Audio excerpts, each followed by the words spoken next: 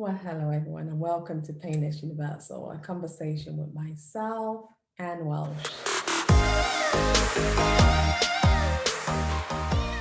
Today's conversation is truly inspiring. We meet Ben Berman.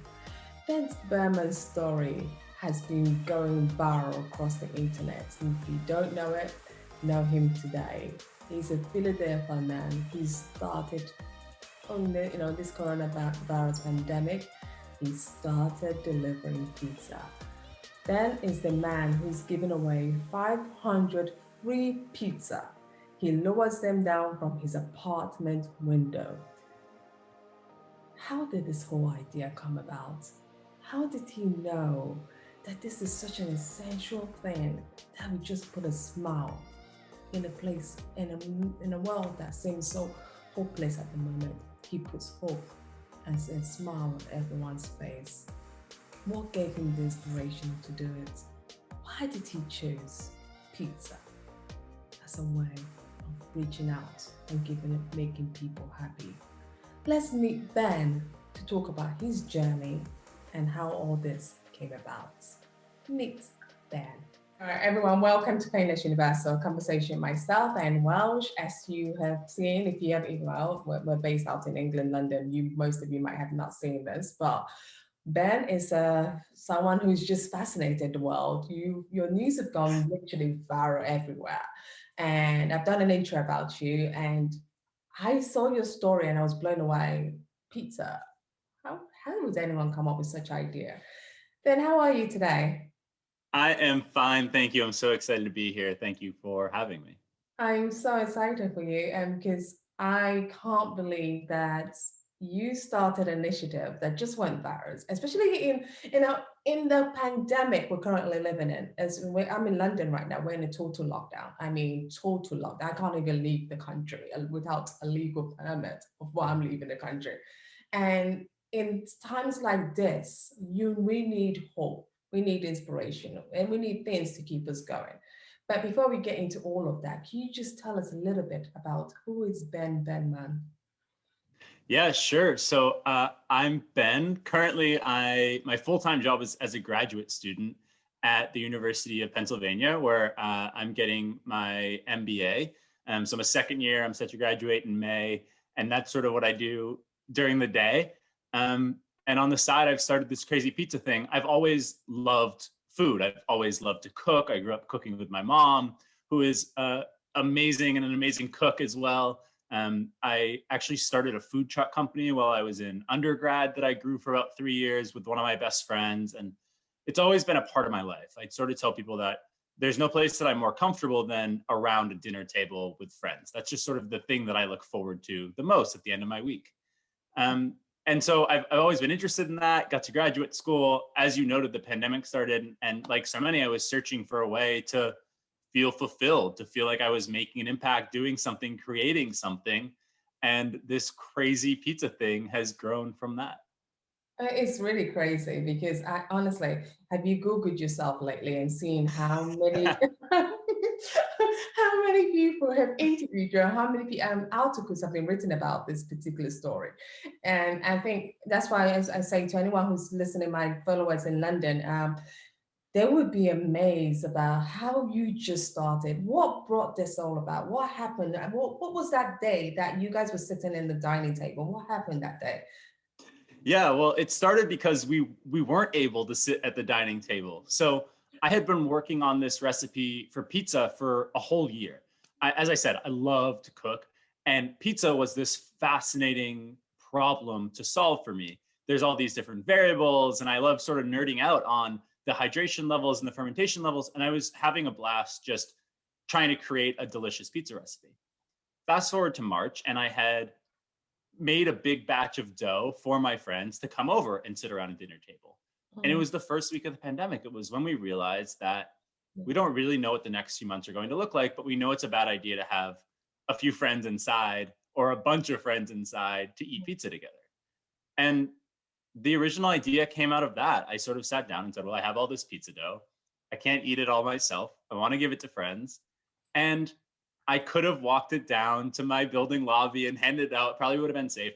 I just sort of thought there's a way here to make them smile, to make my friends laugh, to give us all something to smile about. And so I bought 40 feet of string on Amazon instead. And I decided to lower the pizza out the window to my friends on the street. And that was sort of how it all started. Was that your aha moment when you realized that, oh my goodness, this went well? All my friends all had fun. Let's see what next. Where was the aha moment where you said, because that didn't stop there, you went on to go out and you've done about 500 pizza to date, or if not more. What happened? Yeah, I don't actually think that was the aha moment yet. I think I realized, oh, people enjoy this. Like, this is fun. This makes people smile. I should do more of this because I had fun as well. Mm. But I don't think the aha moment came until over the summer. And I give my girlfriend a lot of credit to this. I was spending a lot of money on pizza ingredients by this point. I'm buying all this flour, I'm buying tomatoes, I'm spending all this time making pizza. And I sort of said, I wonder if I could charge for my pizza. Like, people seem to really like it. That would be fun, right? And she was like, I don't think you should charge for a pizza. What if you ask people to make a donation and we give that money away to good causes? And that was the first aha moment, that you sort of had this thing that I knew that people enjoyed and was making people smile during a really hard time. Mm. And maybe it was an opportunity to just amplify the impact of my own giving. The first drop where I did it for charity, the idea was, instead of me giving away $100 to an organization I care about, maybe I can spend that $100 on pizza ingredients and I can turn that $100 into $300 or $400. Nothing big, but maybe I can amplify the impact of my charitable giving a little bit. Mm. And the opportunity to be able to do that through pizza, do it through a format, this pizza drop format that was seeming to make people smile and brightening their day a little bit, that was the first real aha moment. Wow. You know, as much as all this sounds really wonderful, one of the difficult things that happened during the pandemic is you lost your grandmother during this time. How did you take that news and how did that give you inspiration and hope to keep doing what you were doing? Yeah, I think, I think I have, it's been 9 months now, and it's almost hard to think back to sort of the trauma of that month, where you are combining the horror of losing a family member who you love so much with this uncertainty at the beginning of the pandemic. Like, Mm. it was just so, the days were so stressful trying to figure out what was going on. And you couldn't be there in the hospital. And you sort of have all these competing factions of information coming at you. And doctors at the time, quite frankly, weren't sure how to deal with this. Mm. And at the time, both grandparents were in the hospital, and you're unsure how they're going to be. I think that for me, when you go through tragedy like that, the only thing that we can do afterwards is find a way to pick up the pieces, to try to make ourselves whole again, to try to create something out of that sadness. And it sort of sounds funny to say that pizza is the way to do that, but for me, it was. It was a love language that had been part of my family. It was an opportunity to brighten other people's day. It was a chance for me to feel like I was doing something impactful again. And I never imagined that it would be this sort of platform, like you mentioned. But it does feel like there's this through line from going through that trauma with your family, going through an experience like that that you wouldn't wish upon your worst enemy, and now creating something that seems to be giving people joy. What made this a massive hit? Because I'm just thinking, if I stand at my house and start giving out pizza, I Yeah. don't think it would just automatically be something that would, gravitate to people. People would just probably think, what's wrong with her? Why is she doing this? Why is she doing free food? Is it even good food at all? And there you Yeah. are, you've done it. And where did this gravitas start coming? What really sets you apart and started getting you recognized for it? Yeah, I think about two things. I think about one experience and one series of fortunate events. The series of fortunate events is that I am just really fortunate to live in a second story apartment on a fairly busy street in Philadelphia, which I think is a city that is always interested in something fun like this.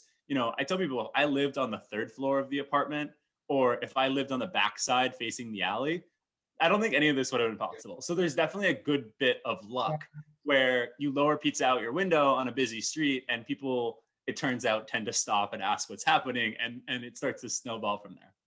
The other sort of big break was when Barstool Sports came. And as people might be aware, they have a pretty popular Mm. web series called One Bite Pizza Reviews. And when Dave Portnoy, who's the founder of Barstool, came to try my pizza, that was sort of the first chance, I think, that it was like, oh, wow, people know about this now. Like it went from, a few hundred Instagram followers and I was having fun and friends were smiling and I'd raised a few $100s to, oh, people are recognizing me on the street. This is something bigger now completely. And I have to give Barstool credit for really pushing the viewership, pushing the dollars that had come in, being the first ones to sort of point it out and say, this is a good thing happening. Were you not nervous when you started getting all this attention? Were you not nervous about, oh gosh, how would I make this work? What if the oven gets broken? What if I've promised I've done this whole thing and nothing works? Were you not Yeah. nervous at all? How did you deal with that? Oh, not only was I nervous then, I'm still nervous every week and every time I do it now. I mean, I think the secret to all of this is I'm just sort of making it up as I go. And that's part of what's so fun about it. But I'm making every pizza in a home electric oven. And every Sunday, which is the day that I make pizza, I wake up basically terrified that I messed up the dough somehow this week or the oven isn't going to work. I think that's part of the fun. I think that is part of the reason why people have been interested in following. I think it feels authentic in some way. And it really is just me up here in my apartment trying my best to make 20 pizzas a week and remember to post on Instagram. And I'm just learning as I go. It's what's making it so fun for me. I am nervous about it all the time, but people have been so supportive, and I'm really proud of what I've been able to do. And people passing by you, how do you get your reviews and say, oh, this is a great pizza, this is all, do they have to place orders? Like, I might like pepperoni pizza. Is there, if I won the lottery, for example, with what you Yeah. do I get a pepperoni pizza or how does it work? Yeah, so the lottery is the first way. The only way that people can get pizza is through a lottery system, which is crazy. So the first thing I want to say is I encourage people to follow us on Instagram. It's at Good Pizza PHL. And I bake pizza on Sunday nights. On Fridays, I post a lottery form online. I can't believe that this is how it works now, but this is how it works. So on Friday, I post the lottery form. Anyone can enter. I just sort of ask that people enter the lottery because there's a lot of interest and I want to make sure that you're in Philadelphia on that Sunday. And then people sign up for 24 hours. Last week, there were 1,200 people that signed up for the 20 pizzas, which is absolutely insane. On Saturday, I randomly select 20 people and they get an email to select their pickup time. In order to streamline things right now, it's just cheese pizza, but I'm working on some exciting things that I'm hoping to announce next week. And hopefully we'll be able to expand that a little bit. Pizza's not going anywhere. It's still coming out of my apartment, out of this window right here, but we might be able to expand the menu a little bit. Oh wow! Oh my goodness, that would be fantastic. No, Ben, honestly, you are going to obviously this is just something that came out of the pandemic, and you're going to business school. So how would you combine? What is the next step for you? This is just you can't just stop this. This is so amazing, and people seem to like it. I wish I was in America right now. I would have flied over to come try this pizza. What's the next step? Yeah, I think I've been thinking about it a lot and I never expected this to be anything. I never expected to be fortunate enough to be able to seemingly make people smile like this and perhaps more importantly raise money for amazing causes. Over the last 4 months, we've now raised over $55,000 for charities focusing on hunger relief and homelessness in the city of Philadelphia. And so long term, I don't have an answer for you. Short term, I'm just going to continue making pizza every week. I'm going to continue engaging with people on Instagram. I'm so thrilled to be able to do conversations like this with people like you, because I think we all need something to smile about right now. Like you said, it's just a hard time. And if this crazy guy making pizza in his apartment in Philadelphia can be the thing that brightens people's day a little bit, I have no plans on stopping that anytime soon. No, you can't, please. We don't want you to stop. And message of hope. You have done this, and this has put so much smile on people. For anyone going through a rough time and not knowing what to do with that time, because you took a talent, your mom, you saw your mom cook, you saw your family was in your family, you had this inspiration in yourself to do something. What message of hope would you give to other people who are stuck in their apartment, not knowing what to do? And how did you find it in yourself to try this and just give it a go? Yeah, I think about a couple of things. I think um, it does feel in many ways like we see the light at the end of the tunnel now. Mm, And so I sort of trust that science and say, this is horrible. I can't believe how much time I've been spending on my couch and in this apartment. And oh my God, I just want to go see my friends again. But we're getting there. We're getting close. And so, as part of that, for me, it's about finding something to keep you fulfilled, about picking up a new hobby and trying to make pizza next weekend because it's a blast. And I think anyone can make really good pizza out of their home oven. It's about taking a hobby that you're already doing and trying to find someone who's going to smile about it, right? If you knit, find someone who's in need of mittens this winter because they have to sleep outside. If you like to make pizza, find a way to give those away. Like I think that it's small acts like that that build strong communities in our world. It's small acts like that that make us all feel fulfilled and connected to our neighbors and like there's good happening in the world. I don't feel, this sort of platform has become bigger than I ever imagined it to. And in many ways, I'm uncomfortable being at the center of that because this experience has always just felt natural for me. It just felt like this thing that I like to do. And for some reason, people seem to be interested. And I'm really thankful to do that. But my message of hope is like, there's nothing crazy going on here. I just am doing something that I like and have been really lucky to be able to give back a little bit through it. no, but it's truly amazing. I can't believe how you turned something that a lot of us would be so scared about because what we'll think about is the risk. I know when I do something, all I think about is I calculate the risk. And what you've really thought of is that sometimes you just have to do it. I think, Ben, that's your message. You just have to do it. You just have to not think so much, over process what this world is turning into, where we are. Yeah. You just went in your kitchen, you had this free dough left around. I do with it? What do I do with Yeah. it? And you just said, okay, I'm going to make pizza and I'm going to try and keep this going. What Yep. motivates you every day to keep what you do going? What motivates you? Yeah, I mean it's exactly what you just said. It's like how fortunate am I to be able to do this? To be able to buy this pizza and make this pizza and lower it out my window to people who seem interested in eating it.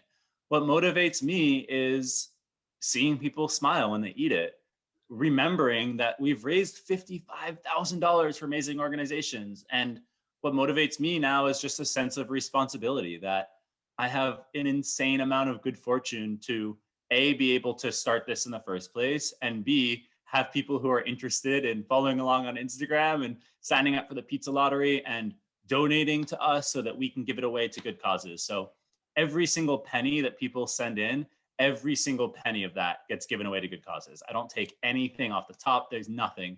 It's just a way to make people smile, to brighten their days a little bit. And so what motivates me is just the opportunity to keep doing that.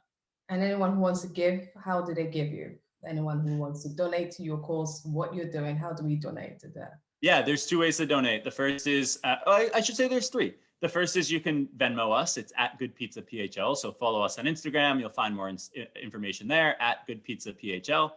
The second is I now have a website, which is crazy. There's some merch on the website. All the proceeds from that also goes to our charities, and you can even make a donation with a credit card on there. The third way, which I absolutely encourage people to do, is give to your local organizations that you think are making an impact. If you hear this interview, if you follow along on Instagram, like I said, every penny you give me is going away anyway. So give to your local hunger relief organization. Send me a screenshot if we're the what's inspired you. We'll count it towards our total. I'd love to, but this is about just making people's day a little bit better. And it's nothing for me really. It's about giving away to people that are really making an impact. And if people like pizza, follow along. I'm trying my best to share as many photos as I can.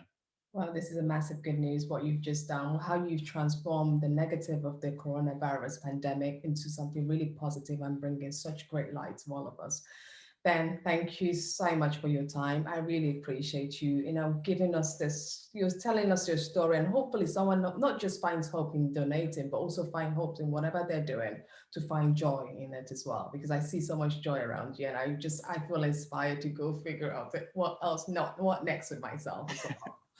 Oh, Thank well, thank you so much. This was a pleasure. I so appreciate you having me, letting me tell a little bit about this crazy story. So thank you, thank you, thank you. Thank you. Thank you.